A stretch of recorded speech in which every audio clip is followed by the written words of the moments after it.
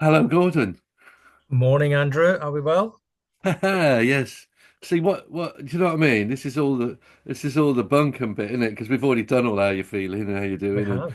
We you have. know. But so we've had some great feedback off the self-injurious behaviours one last week. We have, yes. I said it was really sort of light bulb moments of hadn't put these things down and attributed to some of the behaviors that were coming out. And in one case, wasn't even realizing at the particular time it was self-harm. And then sort of think, Mm, oh God, that makes so much sense. yeah, yeah, yeah. So yeah, it was really good. Uh, And I think the karate reference hit home as well, really. oh, really? Yeah, When I got the crap kicked out of me. indeed.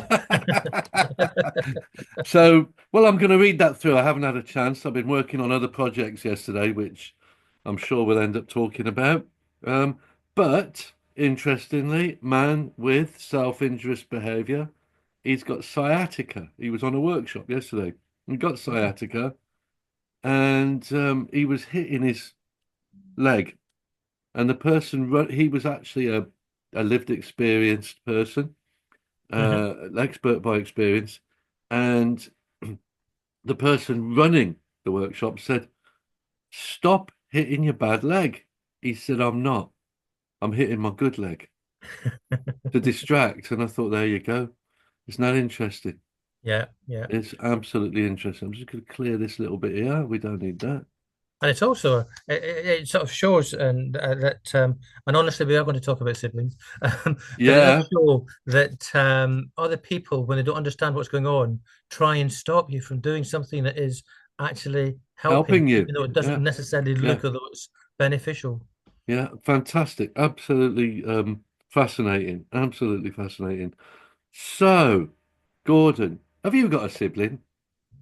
Have I got a sibling? I've got three siblings. There's four of us Ah, altogether in the our Fab, tribe. the Fab Four. Bloody hell. Indeed. Yeah, I've got a brother and a sister. I'm the oldest. Uh-huh.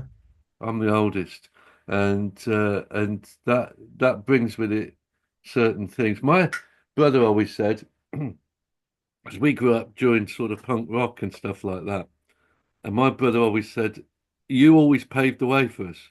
So if you came home with spiky hair and safety pins through your clothes, you'd get told off. But by the time it came to him, my dad had got used to it. Yeah, yeah. So Yeah. that was kind of interesting, really. Yeah. Mm. Wow. Right. So we're talking about today Siblings. siblings. Yeah. Yeah. And But where are we doing this on? on what we're doing it on our podcast. Neurodivergence, more than a label. More Yes, than a indeed. label. So More than a brilliant. label. Indeed. Yeah. So no, that's really good. So siblings is a strange one, because they are the forgotten person in the diagnosis process, I think. Because when a child gets a diagnosis of a neurodivergent condition, I think a lot of us forget that it affects the whole family, not Yeah. just the child with the diagnosis. And I'm saying this all the time with my work, Hmm. when it's particularly I do the online support group support online support, which is basically getting on like us now on Zoom and speaking to the family. We do 6 sessions and we talk it all through. And pretty much the first thing I say every time is, now remember, it's not just him or her. It's Yeah. his brothers, it's his sisters, it's your husband, it's you, it's whatever, whoever's in the house. Mm. And it's really important not to forget that. And when you say that, people are really pleased to hear it. Yeah, yeah. Because we get asked at PACT, can the siblings come to any events or can they Mm, come to this? And I yeah, say it's a whole family yeah, affair. It's not yeah. just the one person. It has to include everybody. Mm, Um, but when you're in the moment of dealing with something, that goes out the window sometimes, doesn't it? And yeah, we're caught up in dealing with what's in front of us. yeah, And I think this is where the siblings sort of tend to feel pushed out, forgotten, and everything else because we are nine times out of 10 concentrating so hard on the person with the diagnosis Yeah. that sometimes we don't, as parents, we don't have a choice, but it has to be that. But Mm. how do we give the time that is necessary or get them to understand? And that's been I think a biggest part of parents' questions of Yeah. how do we manage. And there's, for me, two areas in this. We've got where we've got husband and wife or partner Mm. with children, and then we've got the single parents with multiple children, and it's difficult on both. Um, but I think it's harder for the single parent because they've got nobody to um, tag with to sort of say, give me 10 minutes and you take over. You know, I'm gonna challenge that. I'm gonna just for fun. It's a Hmm. podcast. We're supposed to No, do no, that. this is what we're supposed to do.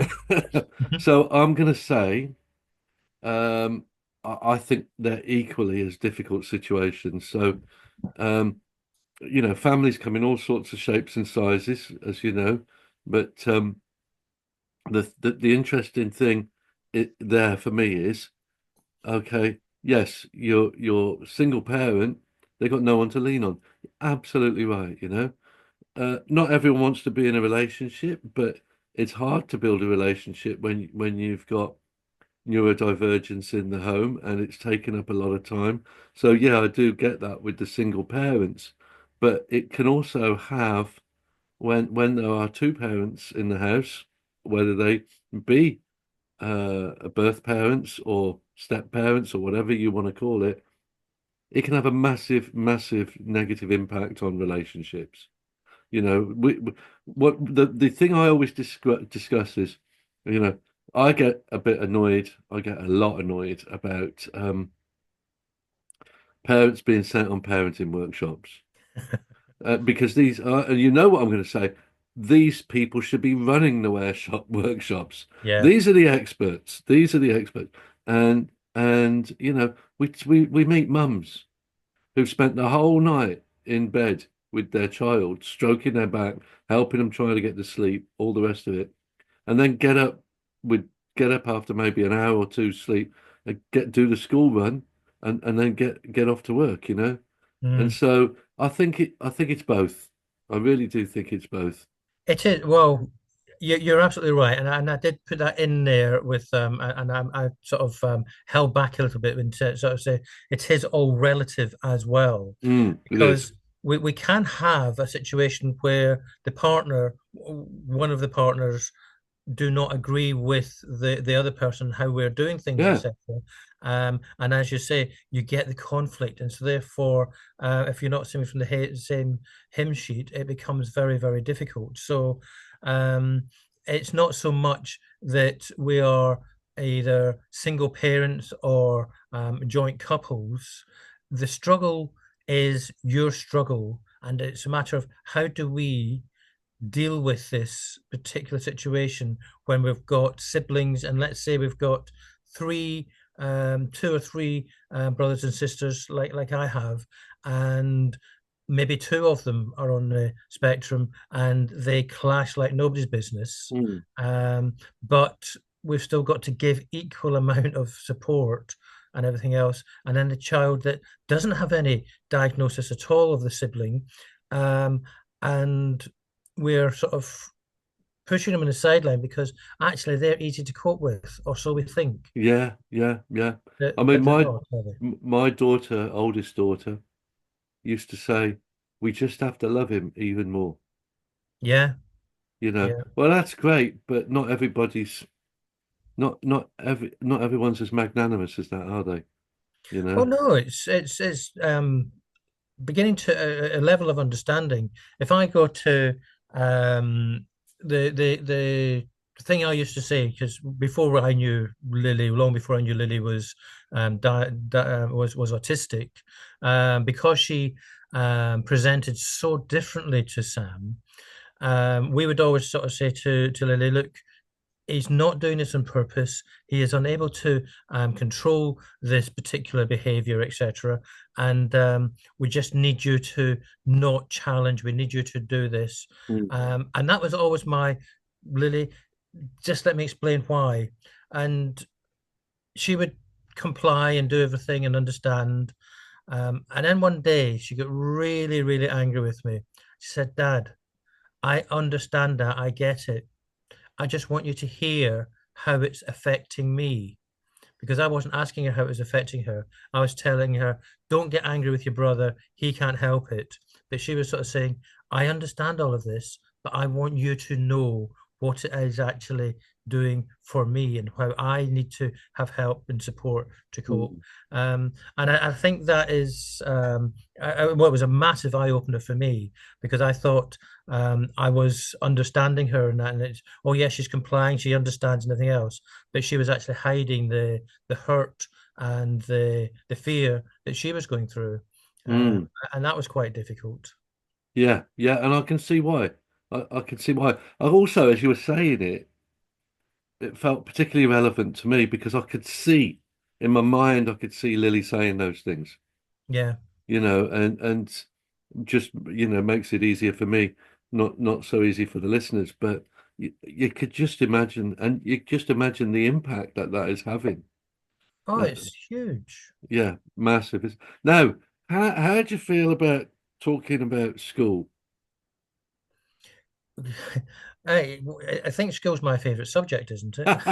Okay, so listen, I'm an education professional, so I work in schools mostly, so my specialism is neurological divergence in the school setting and a little bit, quite a bit actually these days in the care setting. Having said that, um, so there's one little throwaway thing that I'd like to give you. So Maisie and Isaac, my two oldest, Yeah. yeah, they struggle.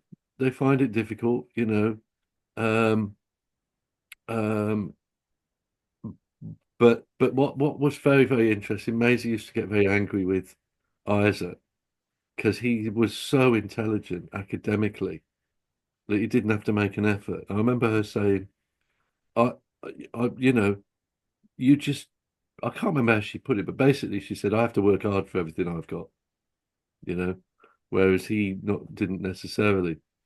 Um, but what going that those two were very academically able. Hmm. But when we got to the youngest, Reuben going through, not the youngest, second youngest, they just keep coming, Gordon.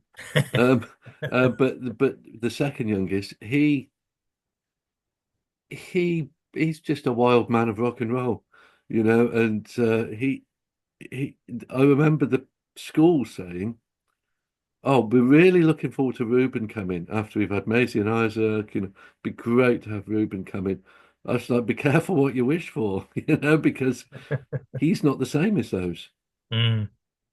He's not the same as those, and not only that, but because they'd been looking forward to him coming, and he did some crazy stuff. I mean, crazy, crazy stuff. Nothing awful, just mad. And of course, they were disappointed with him before he'd even started. Yeah, and why? Because it's incredible, isn't it? We're going to judge you on your siblings. Yeah, because they'd done such a good job, of Yeah. playing the game and doing all the stuff. And he, he's just, I got in the car this morning and he said, "Oh, I've been getting into Moroccan music." Right, great. You just don't know what's coming next from this guy. But and he's playing Moroccan music on the way to the train station. Yeah, yeah. People don't really understand people like that. And that, and when you put in neurodivergence as well, Mm. it makes it So even less understandable. yeah, yeah. I was at a meeting, and I can't say too much No. with regards to this meeting, but they were talking about this child um, that was making poor decisions. Like he was on a residential course and he was in the accommodation and he decided to come out of the accommodation and run across the road with a friend mm, and start um, shouting to this lady about being a Mary Poppins or something like that because of just the way she was looking and things like that. And sort of saying he's really making being really misbehaving and everything else like that. He's got a diagnosis of autism, ADHD, etc., etc. right. What they were focusing on is the decisions he was making, and not one person in the particular room mentioned it's the impulsivity of something happened. It seemed a really, really good idea. And afterwards they were sorry. But at the particular point, and not what they're saying is his behavior is getting more and more out of control. And you're right in terms of when they say they don't get it, is people are expecting children, particularly when they've had other children to look at, to sort of behave in a certain way. And they're forgetting to sort of say, what is the reason and how can we work with this child? So, Mandy's she's got two siblings, and her eldest brother was very, very academic, would never do anything wrong. Mandy, when she went to school, oh my God, you're not like your brother. Mm, Because she was always getting into trouble, always talking and everything else. And they were exactly the same as you. We're expecting you to be like your eldest, where he's going to mm, comply, do everything that's there. mm. Um, and to the point, she got a detention for talking in class when she wasn't even in class. She was a hospital appointment, and when she came back, she had a detention for talking in class. Interestingly, yeah, Ruben had that. Somebody vandalized something with a swastika drawing, and they just went straight to Ruben. Yeah, And he said, I didn't even know about it. I don't know what it is. I didn't know anything about it. It's just not my thing at all. Uh, right, as you well know, the last thing Ruben is right wing. He's not, he likes his reggae and and so, but that was um, that was the assumption must be Ruben. yeah, yeah. Must be, I know, must, and it's crazy, really, isn't it? And mm. and people will jump on that.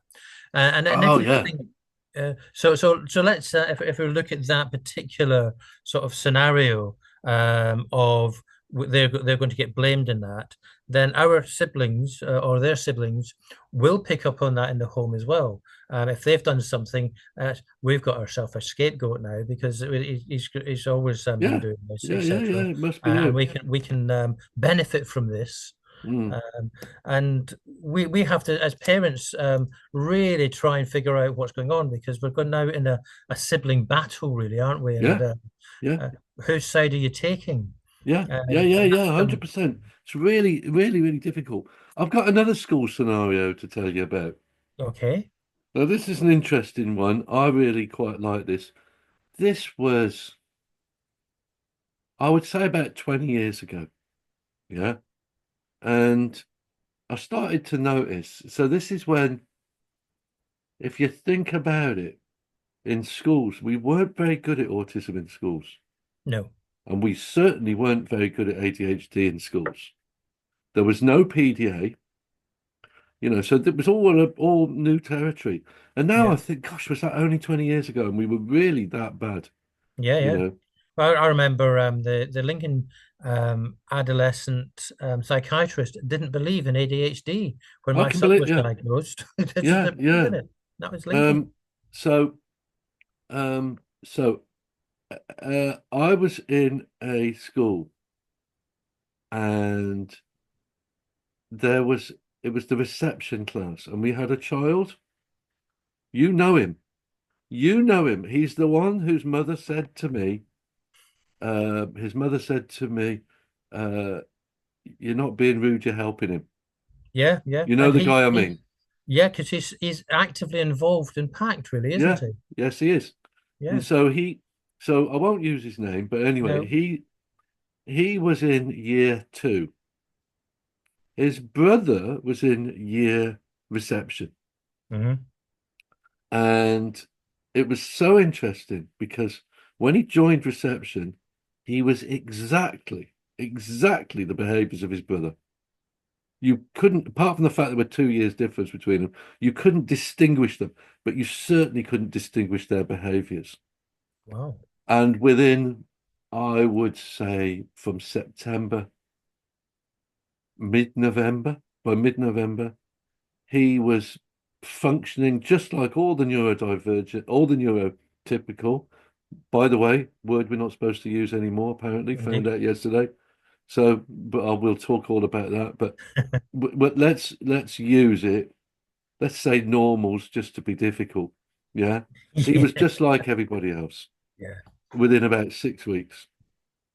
And I remember the reception teacher, and I had a chat with her about what's gone on here. It's like you've cured autism. And she said, no, she said, one of the jobs of a reception class teacher or early years foundation stage is to identify copycat behaviors in siblings of neurodivergent. She didn't say that. We didn't even have that word, Yeah. but autistic children.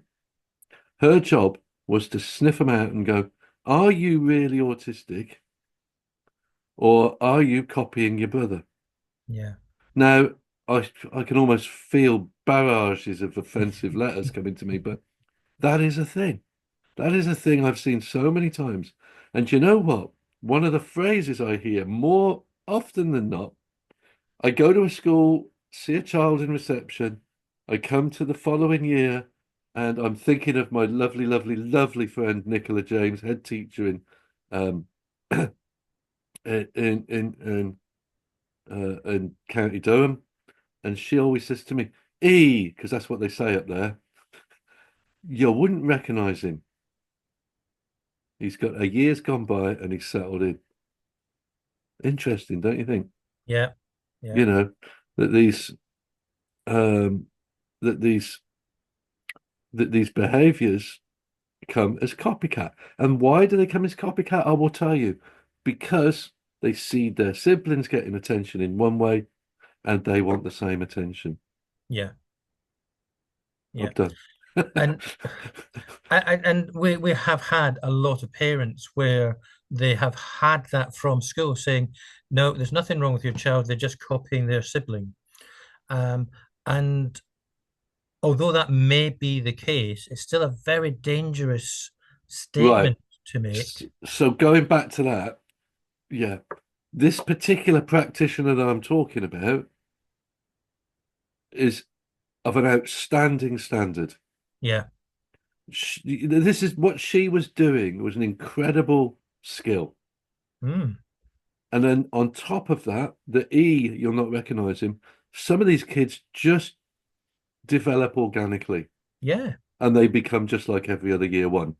Um, Plus and the that, fact if you put into that the ability to copy the siblings mm, and the good practice that some schools can put in there by making the right adjustments without even mm, parents necessarily knowing they're doing that, yeah, the child can and present very, very well because the anxieties have been taken away. So therefore, it does look as though there are no issues there at all, doesn't there? yeah, there is that. There is that.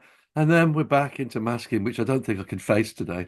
No, no, no, we're not doing that. Because it is, but I think it is when we're talking about siblings, really important to recognize that because as we talk about parents about how they need to change, and accepting that parents need to change in how we communicate, as well as all other adults when we're talking with our children, we have to be aware that actually our children might be copying and not take it as being a blockage of don't you challenge me, my child won't do that. It's a Mm, matter of yeah, it might be that they're challenging, and let's explore that together. And not dismiss it as just a fob off because mm. we do have to take everything into account if we're going to do justice for our children.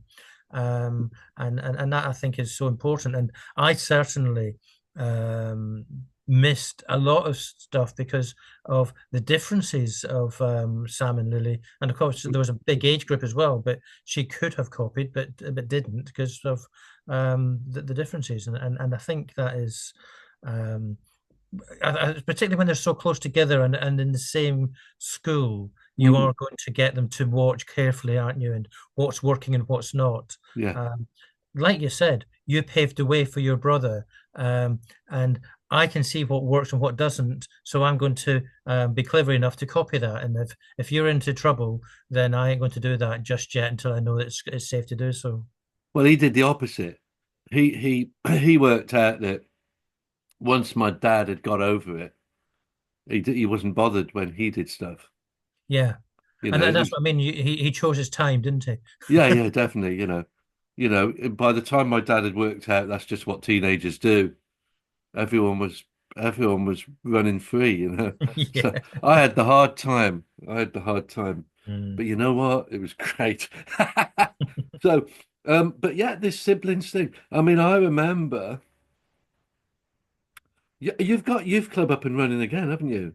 Umbrellas are doing the workshop, the youth clubs now. Yes, Right, is that in our offices venue? it is. Yeah, Right. So, you know, it was so helpful on so many levels when you made decision or somebody made the decision to let the brothers, sisters, siblings come along hmm to the youth club, because what happened with that was, um, grief. Well, the first thing is obviously for me, the brothers went together, and that was great, you know. And I know your term was if they need it, they can come, yeah, you know. But that need didn't mean if they were neurodivergent. What it meant was if it's going to help the family, etc., then they can come. So, for us, yeah, it was very good. But the other thing was Ruben, who is neurodivergent, and but yeah, he is neurodivergent, but he really wasn't familiar with people, the sort of young people that came to youth club. yeah, So you've got, you've got the steampunks in a little room playing Dungeons and Dragons. hmm He'd never met people like that before. no, The people that were sitting just, watching the computer games and not getting involved and not speaking to people. He'd never met people like that before. yeah, So now he's 18 years old. He's out there. He's out there, and he's built up this life knowledge of mixing with people that wouldn't necessarily be his people. yeah, yeah, And so it's a real, I'm going to veer slightly off the sibling thing, but on the same lines of what I've been talking about. I worked at St. Francis for a little while, which is a special school in Lincoln. And in that school, I remember thinking, particularly in the post 16s, some of these post 16 people are getting infinitely better social, hidden curriculum education than anybody in a mainstream school could possibly get, mm, because they are meeting all kinds of society. You got guys there. I always remember one, and he was a little bit edgy, and he liked his. I don't know what he was into. I think he was into punk and stuff like that, and he wore the leather jacket and the buck boots with all the studs in and all this sort of stuff.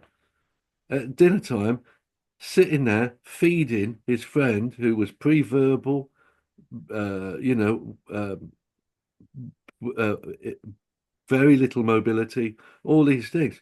Okay, he's never have got that experience anywhere. yeah, You know what happened? This is crazy stuff. I think I've told you about this. I got a call from an organization, a mental health organization, and he was working for them. That was his job. He'd left school and he was working for this organization.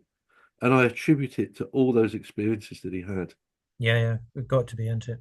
Yeah, now if he'd gone to mainstream school, he'd have never had that. No, no, no. And you're right. I remember when Ruben initially came to youth club, Mm. he was very, very uncomfortable. He didn't Uh, like it, did he? didn't like it at all, wouldn't talk. He would just sort of almost stay in one room, and then he would sort of venture into somewhere else, but never spoke at all. Mm. And I think it took him about a month Mm. to really get involved in. I think there was four or five of them that eventually formed a little group that he felt comfortable with, and then opened up. And then he was Um, always getting in trouble after he that, was, wasn't he? yeah. What are those guns? BB guns. They used to run around shooting each other with BB guns. No, no, no. They weren't BB guns. Honestly, they were not BB guns. They were Nerf guns. Nerf BB guns. guns are I those do a plastic pellets that you can hurt people with. Yeah, you're right. You're actually right. Thank you for correcting me there. I wasn't trying to get you into trouble, but they did. They used to run up and down with these Nerf guns, and your wife would be going, "You three, stop it!" But Yeah, it's that crossover. terrorizing various people. Yeah, absolutely. And what does he do now? Well, he did the sound at the last conference, He did. Yeah. you know, and this is how we develop these people. But taking it back, full circle, back to siblings again. Yeah, he'd have never done any of that if he'd not had an autistic ADHD, keratoconus, auditory processing disorder, severe general anxiety disorder, OCD brother. Yeah. Yeah. We got six now. It was five a few weeks ago.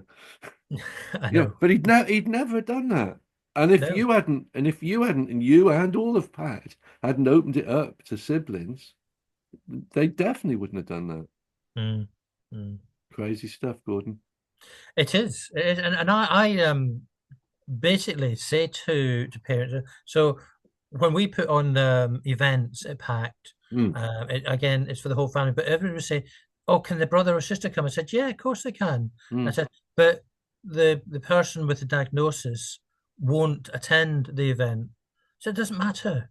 Your siblings can still come. His siblings yeah. can still It's a day come." out for them, isn't it? Yeah, and now how cool is it to have a brother or a sister with a diagnosis? Because look at all the fun things I get to do, Mm, and so therefore use what is there yeah, to enhance the thing of the support is for everybody.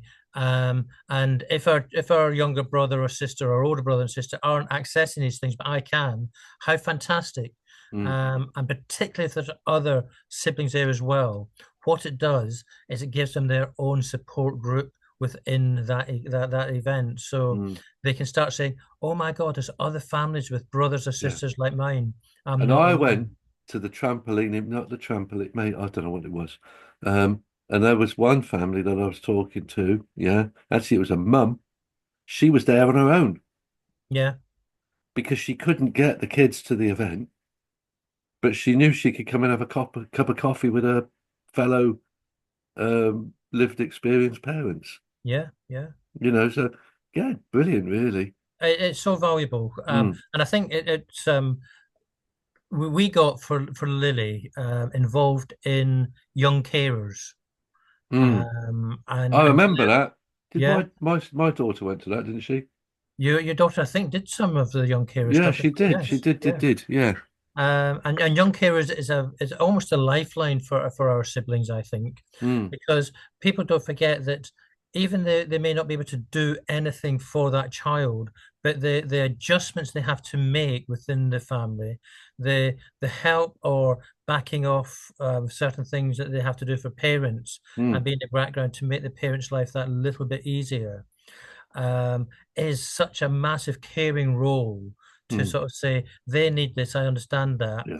Please give me a relief. And by going to young carers, they Mm, meet other people in similar situations to themselves. They yeah. get activities, they get all sorts of things to make them feel special away from the family and just give them a little bit of respite. But they talk about things and allow them to open up and give them a place to be themselves.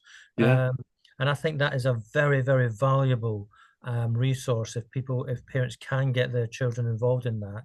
It is so, so good. And she went on to um, represent some young carers and do a talk to professionals about what being a young carer actually means. Mm, And I think she went into, I can't remember what it was called as well, but she went into a different group as well when she hit age 16, to go to different companies and various other things to talk about the difficulties that the young children have if they are in a family with that, and how to um, acknowledge it really, yeah. because it is a huge, huge area for our children. Yeah, yeah. Sorry, something's. Oh, there's a coat hanger under my foot. Coat hanger under my foot. That's what it was. Yeah, 100%, agree with you. So, what we're actually saying is, as I sort of work through it, is that we are basically saying that these experiences of having a sibling can be very difficult, but they can also be very rewarding. And I don't mean, oh gosh, I don't know if this happens to you. Do people come up and say, "Oh, yes, the things you do must be so rewarding"? Yeah, and they say it to me, and I hate it because it's not. It is, but that's just not part of it, and I don't want to hear it. You know. Yeah, I tell people that this is my therapy. Yeah, same with me. Funny you should say that. Same with me. Yeah, if I didn't deliver workshops, I think I'd go mad.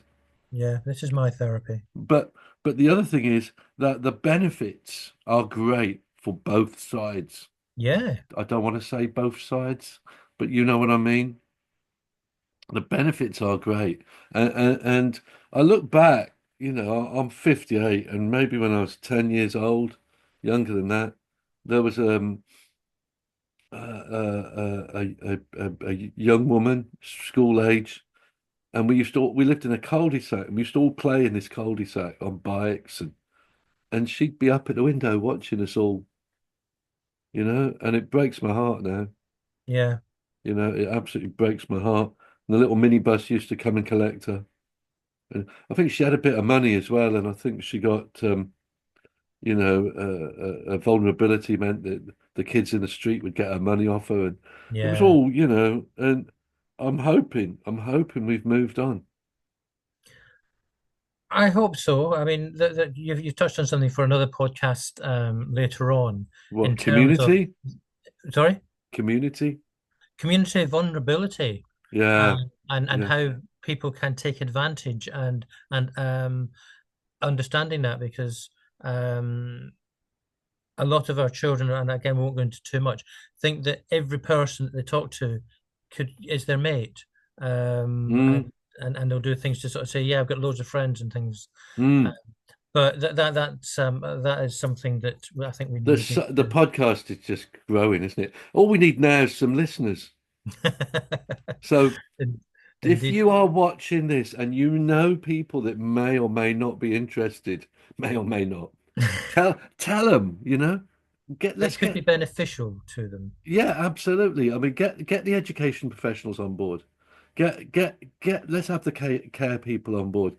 We've got a lot of parents listening, but really, it would be good. It would be good. We are planning to bring in some lived experience people, professionals, paraprofessionals, Mm, all that. We've dipped our toe in the water with Irina from TTS, and that was great. When we were at the show, people kept coming up and asking us where the toilets were. But aside from that, really, that was not fun. But it is beneficial. It is really, really yeah, beneficial. yeah. So, Yeah, go. You go. no, I was going to say, with your children, Mm, did you have to do anything um, out of the ordinary or different to what you would do? And it's a difficult question because when you've got children, you do what's in front of you. But did you have to make any adjustments to how you dealt with Isaac, to how you dealt with Reuben, for instance, and was a backlash because yeah, of that? yeah, yeah. So, um, there was a period where Reuben used to refer to Isaac as the wonderful Isaac, you know, Hmm. because he would get involved with stuff. He would decide he wanted to know everything about Einstein, and he would just do everything about Einstein. Yeah. Whereas Reuben wasn't like that, and so it was also Isaac would come to me. He would come to me all the time. Whereas Reuben, he kind of did, but he didn't. Do you see what I mean? Hmm. And so the big difference was, I think Reuben was always in trouble. He was always Yeah. doing stuff. So, he's a wonderful, wonderful man. I mean, a really, truly Yeah, he wonderful is. man. He is. But he back in the day, he would he was a little bit oppositional, and he still is now. It's just I know how to talk to him, Yeah, yeah, you yeah. know. But I think it's taken a long time. But yeah, he was very resentful of Isaac, Mm, yeah. and he used And to we, call him terrible names, and stuff like that. yeah, But offensive sort of disability names, yeah, yeah, yeah, you yeah, know. yeah. Oh, Yeah, without a doubt. And it is just a way of trying to get rid of his anger and frustration as to the injustice in his eyes of what was going on, isn't it? of course it Uh, is. um, But listeners, what do you think? We've come to the end, Gordon. have we? Oh my goodness. Yeah, it's getting there, isn't it? Can Yeah. I just have 5 minutes for something that I think is important if we are doing I've that? got a meeting in 2 minutes. All right. Can you make it 2 minutes? Yeah. So the one thing that helped us as a family, and it was to sort of say, you are just as important as your brother, although your brother Yeah, is yeah, getting 99% of yeah, the yeah, attention, yeah. is we had every day a timer, or two timers, with one for Lily and one for Sam. And Yeah. at 5 o'clock, for half an hour, Lily had our undivided attention. Sam would go to his bedroom with the timer. For half an hour, Sam, you cannot come out your bedroom. This time is Lily's time. I think that's Um, fabulous. That's and then we would do the same for him so that it wasn't there. But it was just a matter of, this is your time, Lily, and you have everything. We will not do anything in this half hour other than it's for you. that's fantastic, isn't it?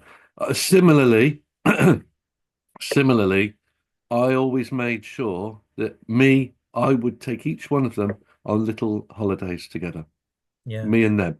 So Isaac would go somewhere, Reuben would go somewhere, Maisie, Esme would take them places, and it gave them that time, like you were talking about. But brilliant, right, Okay. Gordon. My deepest apologies. I have to run. No, no, that's I've all got right. a I've got a pocket full of rainbows, a heart full of love, and a load of meetings to get to. And where can they contact you?